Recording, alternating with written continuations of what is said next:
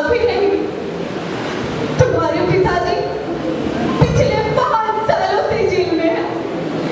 वे हमारे देश के प्रहरी हैं।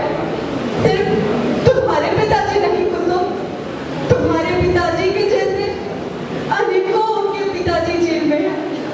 देखना, एक दिन हमारा भारत अवश्य स्वतंत्र होगा और तुम्हारे पिताजी उस स्वतंत्र भारत के विजय तिरंगे को लहराते हुए अवश्य वापस आएंगे।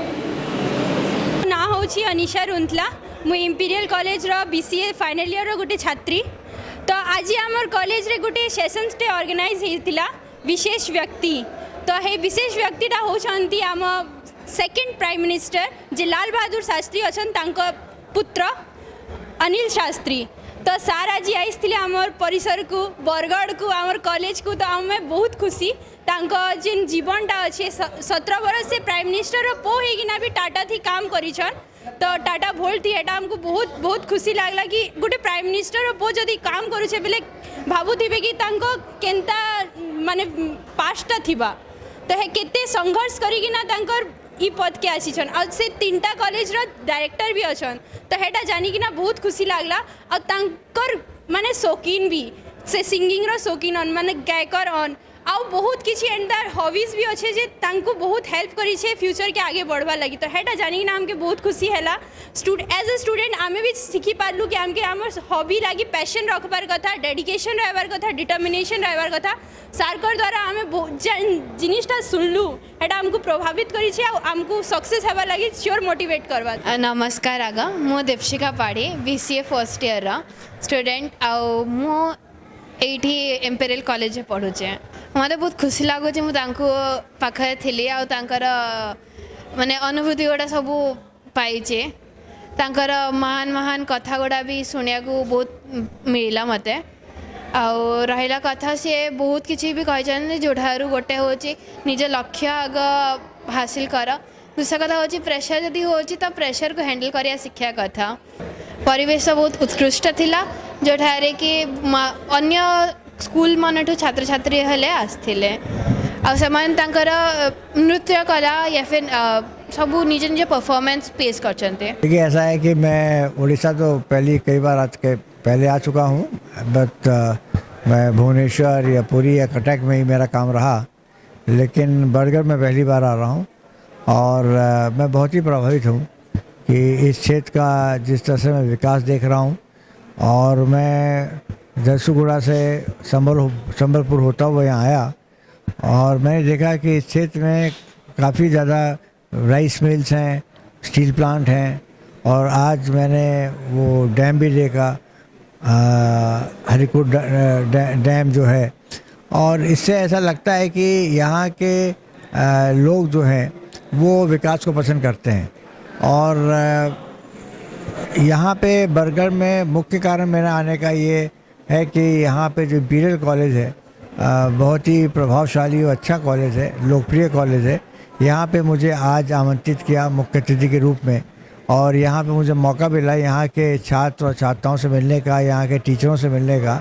मैं ये बिना किसी हिचक के कह सकता हूँ कि इंपीरियल कॉलेज जिस उद्देश्य को लेके यहाँ पे स्थापित किया गया था उन उद्देश्यों की पूरी तरह से पूर्ति हुई है।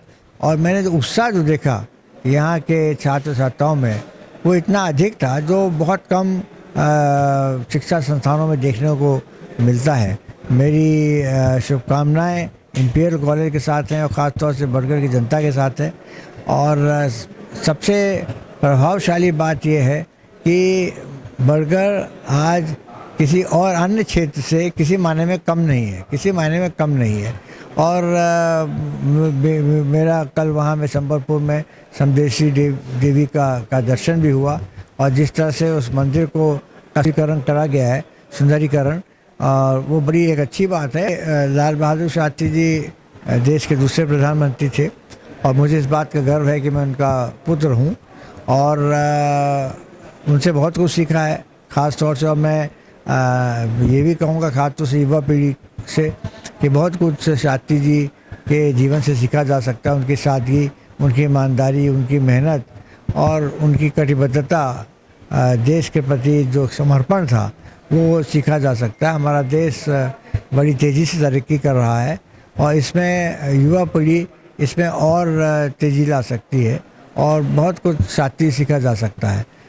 ये ज़रूर दुख की बात है कि जो आज की राजनीति है वो उस समय की राजनीति से बहुत भिन्न है, बहुत डिफरेंट है। जो साथी के समय की राजनीति थी वो ज़्यादा साफ़ सुथरी थी, लेकिन इतनी समय के साथ इतनी तेज़ी से मूल्यों में गिरावट आई, राजनीतिक मूल्य हों, नैतिक मूल्य हों, इनमें इतनी तेज़ी से गिरावट आई है जिससे कभी कभी ऐसा भय लगता है कि आने वाले समय में कहीं लोकतंत्र पर किसी प्रकार का बड़ा आघात ना पहुँचे, किसी प्रकार का कोई परेशानी ना हो।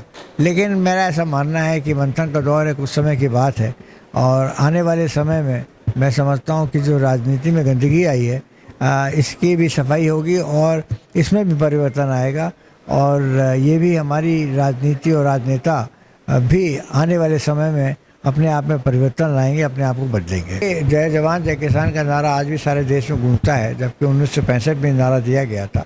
साथी जी एक दूरगामी दृष्टि रखने वाले नेता थे। उन्हें पता था कि जिस देश का किसान संपन्न नहीं होगा और देश को आत्मनिर्भर नहीं करेगा, उस देश का कोई सम्मान नहीं करेगा, कोई इज्जत नहीं करेगी। और इसीलिए जो है साथी ने जय किसान का नारा दिया। साथी जी भी मानते थे कि जो देश अपनी सरहदों की रक्षा नहीं कर सकता है, उनकी सुरक्षा नहीं कर सकता है बिना किसी मदद लिए, उस देश का भी कोई सम्मान नहीं करेगा। तो आज ये खुशी की बात है कि उस नारे को साकार किया है और इसी वजह से आज ये परिस्थिति बनी है। जबकि आज हमें किसी से खाने के लिए अपने भीख नहीं मांगनी पड़ती और हमें हथियार का किसी प्रकार का कोई अनुदान हम स्वीकार नहीं करते हैं। अगर हमें जब भी हथियार विदेश में देना होता है हम उसकी पूरी कीमत देते हैं। तो आज ये अवश्य है कि साथी जी का जो जय जवान जय किसान का नारा था वो आज भी पूरी तरह से प्रासंगिक है और लोग आज भी उसे